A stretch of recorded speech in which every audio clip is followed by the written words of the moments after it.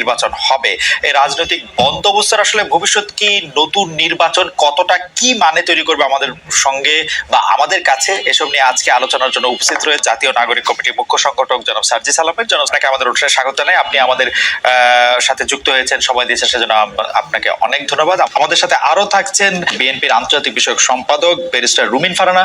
Barrister Farhana, আপনাকে আমাদের অনুষ্ঠানে স্বাগত জানাই। আপনি আমাদের সাথে যুক্ত হয়েছেন, সেজন্য আমাদের শুভেচ্ছা ও কৃতজ্ঞতা জানাই। অনেকগুলো বিষয় নিয়ে আমরা যেহেতু আলোচনা করতে চাই, আমরা একই কিছু বিষয় নিয়ে আপনাদের দুজনের কাছে একই প্রশ্ন করতে চাই। আমি ৭১-এর পরাজিত শক্তি যেমন পারে নাই, শাহবাগের পরাজিত শক্তিও পারবে না। গণতান্ত্রিক মধ্যপন্থাকে আমরা বাংলাদেশে মূল ধারা করে তুলবো ইনশাল্লাহ।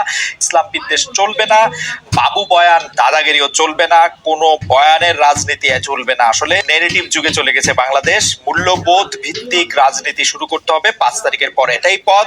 ফলে যারা ব্রাহ্মণ্যবাদী বামপন্থা দিয়ে মধ্যপন্থাকে গণবিরোধী করতে চায়, এরা দিবা স্বপ্ন দেখছে। প্রকাশিত হওয়ারই কথা ছিল, এবং এক্ষেত্রে সবচেয়ে বেশি আমার মনে হয় যে প্রভাবিত করেছে খুনি হাসিনা। যে প্রভাবিত তিনি ওই 15-16 জুলাই করেছিলেন, ওই গণভবনে বসে প্রেস কনফারেন্স করে, সেই প্রভাবিত তিনি এখন করছেন ভারতে বসে।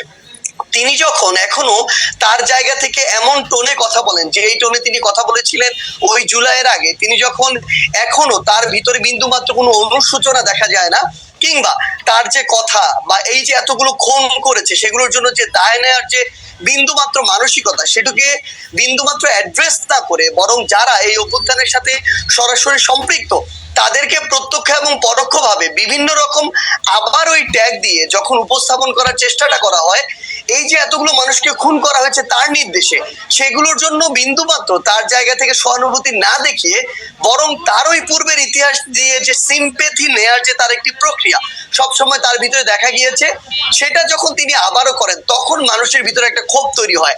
এত বড় একটি হত্যাযজ্ঞ ঘটানোর পরে তিনি যখন নতুন করে আবার ছাত্র সমাজের উদ্দেশ্যে এসে বক্তব্য দিতে চান, তখন মানুষের ভিতরে এই ক্ষোভটা সামগ্রিকভাবে তৈরি হয়। আপনি গতকালকে ওই ভিডিওগুলোতে দেখবেন, এখানে কিন্তু কোনো নির্দিষ্ট শ্রেণীর বা পেশার মানুষের কিংবা নির্দিষ্ট কোনো প্ল্যাটফর্মের মানুষের রিপ্রেজেন্টেশন ছিল না। সকলে এই জায়গায় ঐক্যবদ্ধ হয়েছিল যে এই বিষয়টিতে তাদের অবস্থানের ক্ষেত্রে। সার্জিস আলম, আমার কয়েকটা প্রশ্ন আছে। আপনি কি কালকে শেখ হাসিনার বক্তব্য শুনছেন? আমি তার বক্তব্যের আংশিক শুনেছি, যে আংশিক ক্লিপগুলো আমি একদমই একাডেমিক জানতেছি কেন শুনছেন।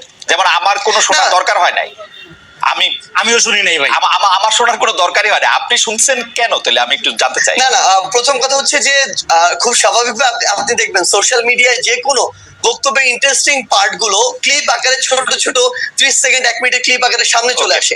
এরকম একটি ক্লিপ সামনে চলে এসেছিল, যেই জায়গায় ওই ক্লিপটি